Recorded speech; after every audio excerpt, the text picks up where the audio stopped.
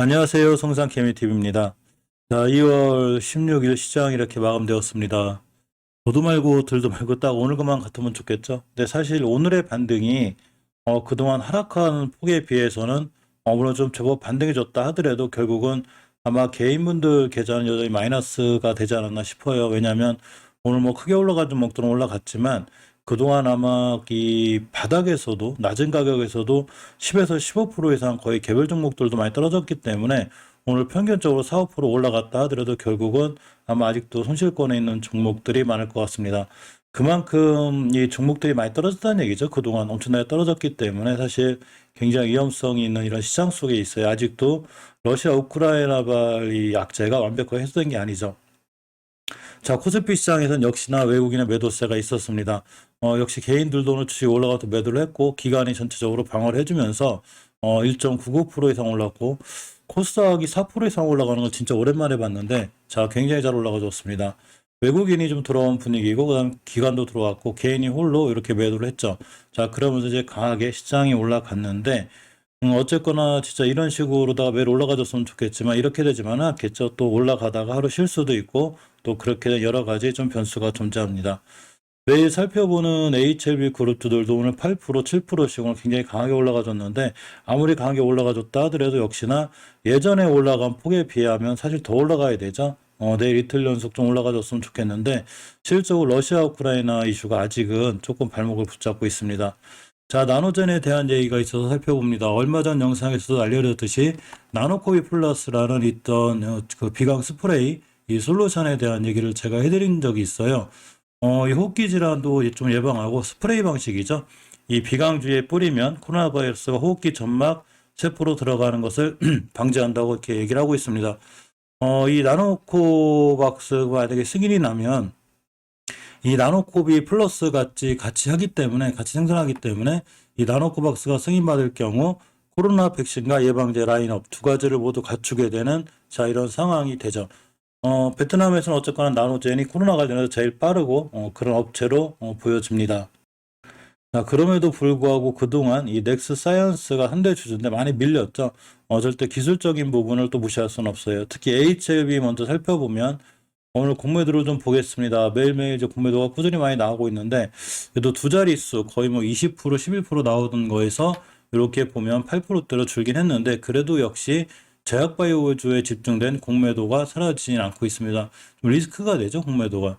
또 공매도 좀 없었으면 좋겠는데, 자, 오늘 외국인이 강하게 매수를 했고, 역시 개인만이 매도를 했습니다. 외국인 기관이 매수를 해준 입장이고, 상당히 가격은 좀 이제 낮죠. 월봉에서 보면, 물론 더 바닥이 있을 수도 있기도 하지만 어쨌거나 지금의 가격이 거의 19년도 10월 달에 가격일 정도로 엄청나게 밀렸고 아마 많은 개인분들도 꽤 손실권에 있는 큰 고통이 있지 않을까 생각하는데 더 올라가 주기를 바라고 자 주봉에서 이번 주 오늘이 수요일인데 이틀 남았습니다. 목요일 금요일 동안 역시나 5주선 돌파 안착을 해놓지 못하면 역시 추세는 아직도 하향인 게 맞아요. 기술적 반등 정도를 하고 있는 거죠. 자, 일봉에서 보면 일단 5일선은 돌파해 주었습니다.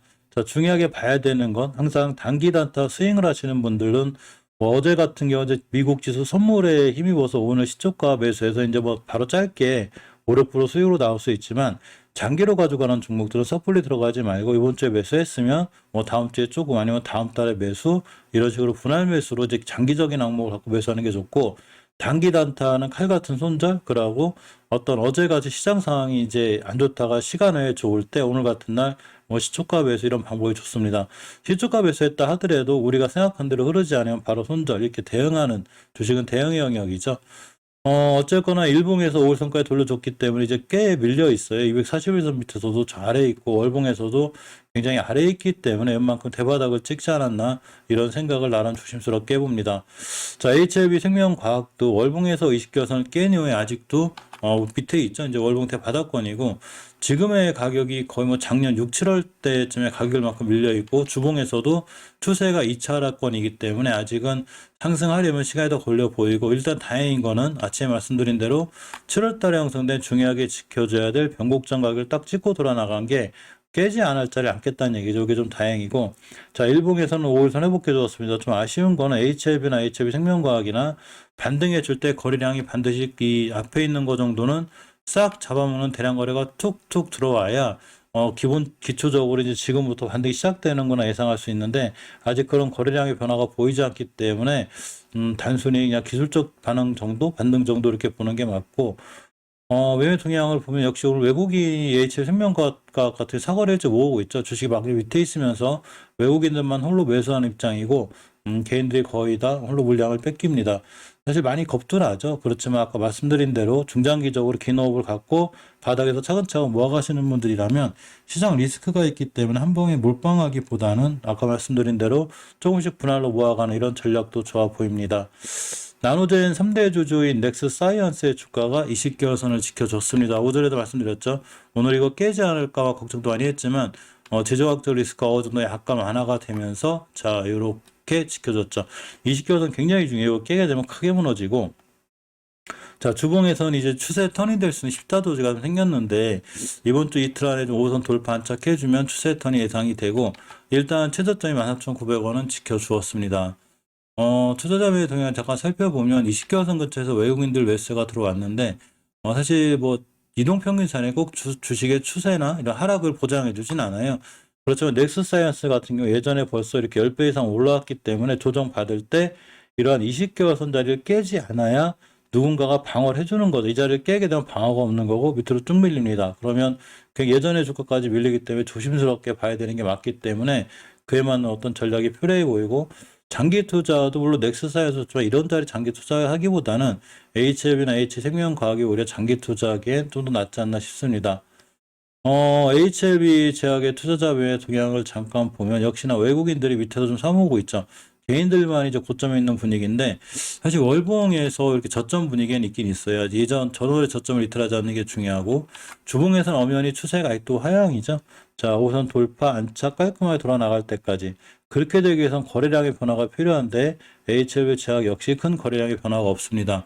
아직은 누군가의 급등하기 전이라기보다는 만약에 누군가 매집한다면 이렇게 낮은 가격, 싼 가격에서 이렇게 매집하는 게 아닌가라는 생각이 들 정도로 거래량이 거의 없는 게 맞고 물론 이제 장기적으로 이 HLB가 꾸준히 모아가시는 분들도 계시겠지만 그렇게 되려면 한 달, 두 달, 세 달 이렇게 오래 모아가야 되고 단기 단타 하시는 분들도 좀 거래량의 변화가 생기거나 이럴 때까지는 어떤 빠른 수익을 기대하기보다는 짧게 끊어가는 게 나아 보이죠. 자, HLB 테라피틱스도 제법 크게 반등해 주었습니다. HL병제들이 다 좀 반등해 줬는데 21년이 8, 9월 달에 생긴 이 변곡점 자리를 이렇게 간신히 지켜주고 있어요. 이 자리 깨면 이전 저점까지 9,000원대까지 오게 되고 주봉에서는 아직 추세가 하향이 진행 중입니다. 물론 이렇게 반등해 주긴 해도 역시나 완벽하게 돌아서는 5선 돌파 안착할 때까지는 좀 안심하긴 이르고 자, 일봉에서 5일선 돌파 안착을 해줬기 때문에 만약에 추세가 전환돼 돌아 나간다면 일단 241선 근처까지 맞고 올 확률이 있어요.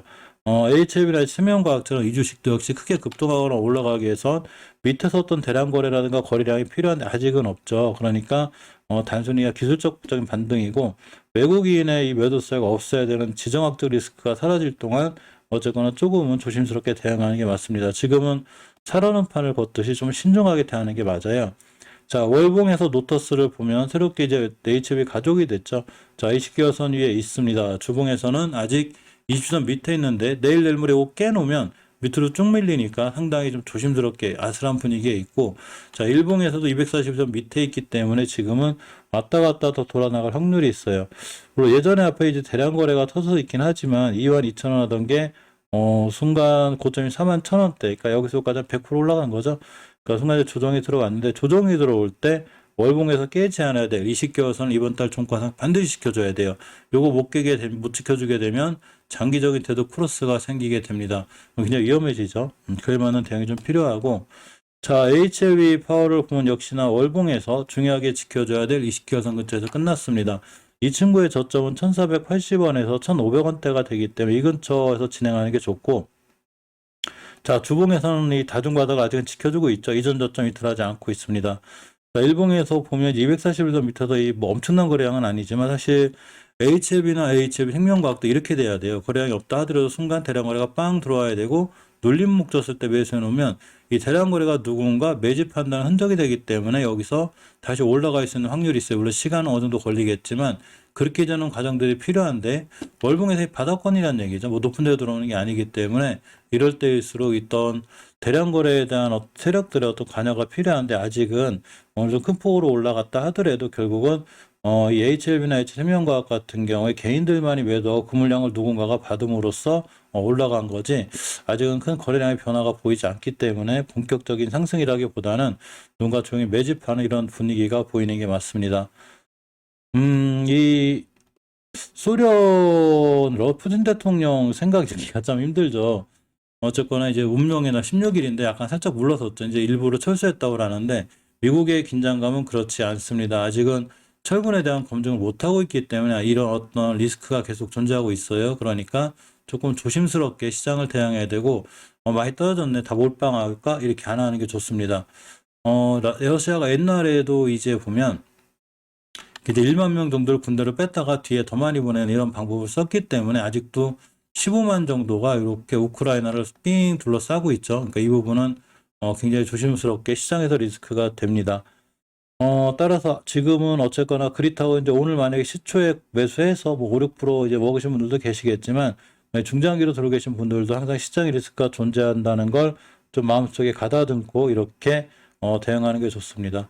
오늘 시장이 좋아서 그나마 좋은 하루였고요. 내일도 이런 시장 분위기가 이어지기를 간절히 바라면서 영상 마치겠습니다. 감사합니다.